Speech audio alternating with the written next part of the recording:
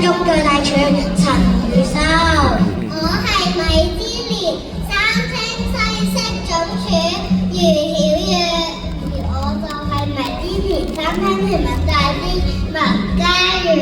仲有我啊，係2025年哈伯大廚總冠軍謝朗然，我哋全部都係富榮花園分校畢業㗎。咦，但係點解你哋想做廚師嘅？因為過去加蘭幼稚園3年嘅生活，我哋每一日都可以食到姐姐用心為我哋製作嘅茶點，而且茶點逢星期1至5都唔同㗎。我最中意就係食牛奶麥皮，我都係喎，我都好中意食牛奶麥皮，簡單嘅食材，好味又健康，每次食完都能量滿滿。